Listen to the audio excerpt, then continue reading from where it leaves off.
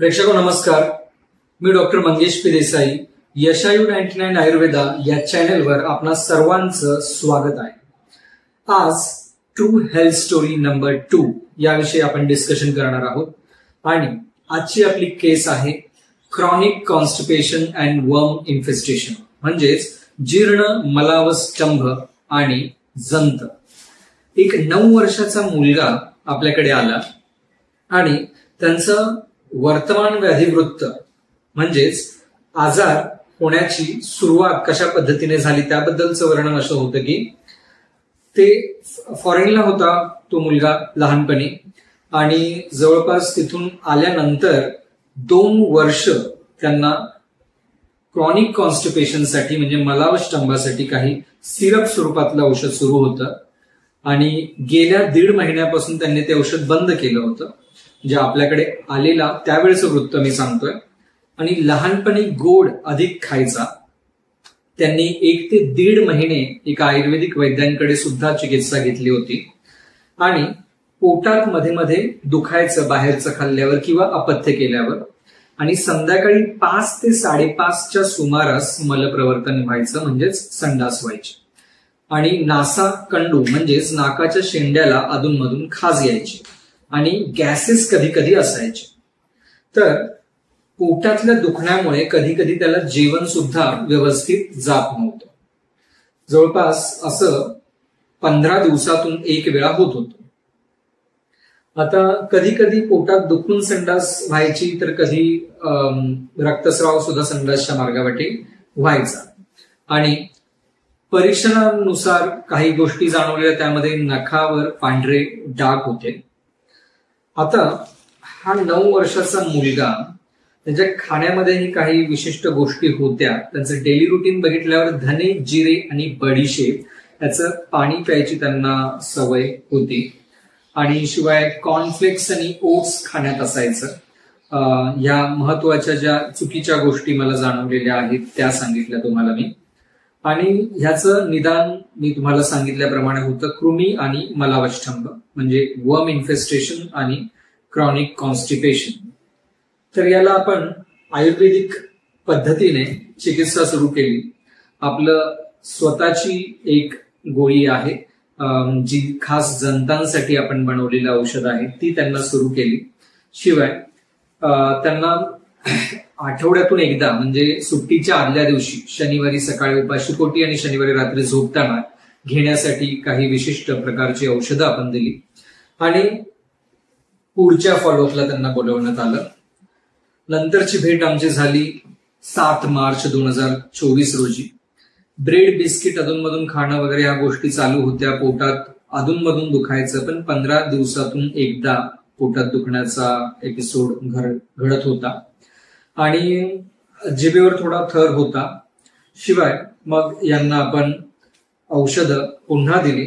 तीच औषधं कंटिन्यू केली होती कारण त्याच औषधांचं पुढे काम होणं अपेक्षित होतं. नंतर आमची भेट झाली साधारण 25 मार्च 2024 रोजी. तर 2-3 दिवसापासून पोटात थोडं थोडं दुखत होतं. नाकाच्या ठिकाणी थोडी थोडी खाज होती, गॅसेस होते आणि 2-3 दिवसामधून 1 वेळा म्हणजे संडास व्हायची. तर अशी कंडिशन व्हायची. 2-3 दिवस मध्ये बिना मलप्रवर्तन होता जायचे. पुन्हा औषध कंटिन्यू करण्यात आलं आणि 9 एप्रिल 2024 रोजी पुन्हा भेट झाली. मलवेग रोज यायला सुरुवात झाली. कधी कधी सेमीसॉलिड स्वरूपात मलवेग होत होता आणि संडासच्या जागी कधी कधी खाज यायची. नाकाच्या शेंड्याला अधूनमधून खाज येणं हे लक्षण असायचं आणि कधी कधी जेवण व्यवस्थित जात नव्हतं. पण मलप्रवर्तन रोज होत होतं ही एक चांगली घटना इथून पुढे आपल्याला जाणवायला लागली. जिभेवर थर होता. त्यांना खाण्यामध्ये काही चेंजेस करायला सांगितले. मुळात गव्हाचं बिस्किट खायला सांगितलं, गावावरून बनवून घ्यायला किंवा स्वतः योग्य आरोग्य पूर्ण अशा पद्धतीने गव्हाचं बिस्किट बनवायचं आणि ते बेकरीमध्ये फक्त बेक करायला द्यायचं अशी पद्धत त्यांना सुचवली. शिरा, मुगाचा लाडू, A2 काव मिल्क, आंबावडी, मोरावळा, अंजीर या गोष्टी आपण इंट्रोड्यूस केल्या म्हणजे खायला अनुमती दिली. आणि पुन्हा 15 दिवसाची औषधं त्यांना दिली. त्यानंतर आमची भेट झाली पुन्हा 29 एप्रिल 2024 रोजी. त्याला 26 तारखेला ताप आला होता, सर्दी पण होती, उलटी होऊन कफ पडला. नंतर ॲलोपॅथी मेडिसिन्स 3 दिवसाची घेतली आणि उदरशूल त्या दिवशी मात्र होता आणि औषध न घेता सुद्धा मलवेग होत होता. कास दिवसभरात म्हणजे खोकला दिवसभरात कधीही यायचा, परंतु तो कोरड्या स्वरूपाचा होता. आणि मेन म्हणजे डोळे थोडेसे ड्राय वाटत होते आणि त्यासाठी आपण काही आय ड्रॉप्स दिला त्यांना. नखावर कृमींचे पॅच म्हणजे जंतांचे व्हाईट डाग जे होते ते तसेच होते, अजून दिसत होते याचा अर्थ. मग आपण पुन्हा ट्रीटमेंट कंटिन्यू केली. फक्त एक रसायन स्वरूपाचं च्यवनप्राश फॉर्म मध्ये बनवलेलं म्हणजे अवलेह स्वरूपात बनवलेलं एक औषध आपण त्यांना दिलं. सकाळ संध्याकाळ उपाशीपोटी पाव चमचाचे औषध घ्यायला सांगितलं. हा एकच बदल फक्त खोकल्यासाठी केला, कारण कमीत कमी औषधामध्ये काम करायचं होतं. खोकला ह्या आजाराचं बल तेवढं जास्त नव्हतं, त्यामुळे आपण अशी स्टेप घेतली होती. 28 मे 2024 रोजी आले, त्यावेळेला औषध 2 दिवस झालेलं होतं संपून. काढ्याचं औषध त्यांनी ट्रिपला गेलेलं होतं त्यावेळेला घेतलं नव्हतं आणि आता पुन्हा 2 दिवसांनंतर मलवेग होणं म्हणजे पोट साफ होणं अशी अवस्था आलेली होती. म्हणजे पुन्हा थोडं कॉन्स्टिपेशन जे आहे हे वाढलेलं होतं. परंतु याला मूळ कारण होतं बाहेरचं खाणं आणि औषधामधला खंड. ठीक आहे, त्यामुळे म्हटलं काही घाबरून जायचं कारण नाही. प्रगती जी आहे ती पुन्हा बॅक टू पॅव्हिलियन जात नाही. हा खंड पडल्यामुळे आणि अपथ्यामुळे झालेला आहे. त्यांना 15 दिवसाचं औषध पुन्हा देण्यात आलं आणि भूक वाढीसाठीची सुद्धा गोळी आपण एक इंट्रोड्यूस केली, नवीन औषध एक इंट्रोड्यूस केलं. तशी असंख्य औषधं असतात, पण पेशंटनुसार आपण पर्सनलाइज मेडिसिन वापरतो आणि ते वापरलं. नंतर त्यांची भेट झाली 12 जून 2024 रोजी. 1 ते 2 वेळा सेमी सॉलिड म्हणजे भसरट मलप्रवर्तन होणं हे लक्षण. भूक वाढलेला आहे. मागे जे औषध आपण दिलेलं त्याचा परिणाम चांगला दिसत आहे आणि नखावर कृमींचे पॅच अजून आहेत. दूध आणि ड्रायफ्रूट सुरू केलेलं आहे. बदाम खारीक अलाव केलेली आहे. काजू आणि सुकं अंजीर हे सुद्धा खाण्यात येतं. तर आता या पेशंटला पुन्हा 15 दिवसाची औषधं दिलेली आहेत 12 जून रोजी. त्यानंतर 28 जून रोजी पुन्हा आपल्याला दाखवण्यात आलं. मध्यंतरी 2 दिवस शी झाली नव्हती, परंतु खाण्यामध्ये अपथ्य आलेलं होतं. पनीर सब्जी किंवा एग बिर्याणी अशा स्वरूपात. पाणी पिण्याचं प्रमाण मुलाचं त्यापूर्वीपासून थोडं कमीच आहे. आता खाण्यामध्ये आठवड्यातून एकदा तरी ब्रेड येत आहे बाहेर गेल्यावर कधी कधी, परंतु प्रमाण कमी होत चाललेलं आहे. मुलगा थोडं बऱ्यापैकी ऐकायला लागलेला आहे. मी थोडंफार काउन्सिलिंग करत असतो, त्याची आई सुद्धा त्याला समजवत असते. त्याचा एकंदर परिणाम चांगला येताना दिसत आहे.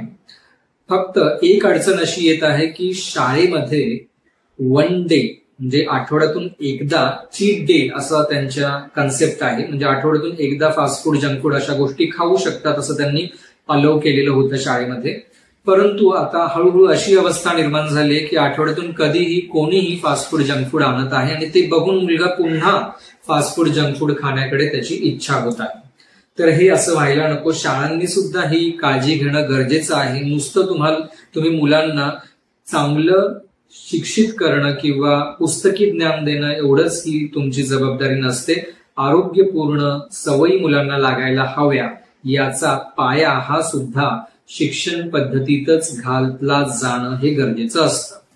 तर आता त्यांना आपण आठवड्यातून 2 वेळा आमलेट खायला सुद्धा परमिशन दिलेली आहे आणि या मुलाची केस ही दिवसेंदिवस अजून सुधरत जात आहे आणि लवकरच त्याची औषधं कालांतराने कमी होत बंद होतील. आणि आता सुद्धा मेन म्हणजे आपण जे मलावष्टंभाचं जे औषध आहे ते मागच्या फॉलोअप पासून म्हणजे 12 जून पासून त्याचा डोस सुद्धा कमी केलेला आहे, म्हणजे पोट साफ होण्यासाठीच्या औषधाचा, म्हणजे कमी डोस मध्ये सुद्धा आता त्याचं पोट साफ होत आहे. ठीक आहे, तर स्टेप बाय स्टेप डोस जो आहे तो कमीच ठेवलेला आहे, पण कालांतराने अल्टरनेट डे, ट्वाइस वीक वगैरे अशा पद्धतीने पोट साफ होण्याचं औषध अधूनमधून घेऊन सुद्धा इतर दिवस सुद्धा पोट साफ होईल अशा पद्धतीने आपलं एक पुढचं धोरण आहे आणि तसं नक्कीच होईल. तर ही केस जी आहे जीर्ण मलावष्टंभ आणि कृमीची पूर्णतः बरी होण्याच्या मार्गावर आहे आणि त्यांचा रिव्ह्यू जो आहे तो रिव्ह्यू सुद्धा आपल्या वेबसाईटवर आहे.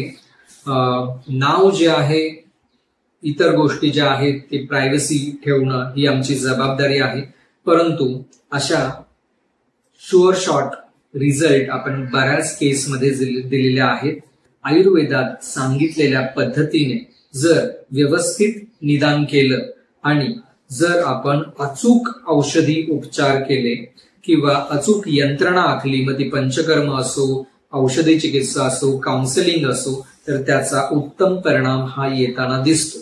फक्त पेशंटचा संयम हवा आणि सर्वात महत्वाचं म्हणजे पेशंटचा वैद्यावर विश्वास हवा किंवा डॉक्टरांवर विश्वास हवा, तरच कोणतीही केस कितीही क्रिटिकल असली तरी त्यांना फरक पडताना दिसतो.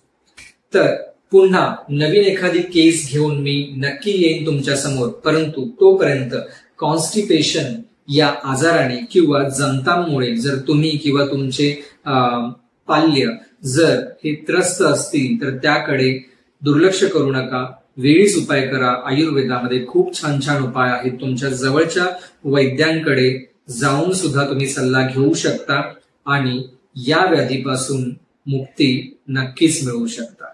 चला तर मग पुन्हा आपण भेटू नवीन एका व्हिडिओसह, नवीन एका केस स्टडीसह. तोपर्यंत रजा घेतो. धन्यवाद.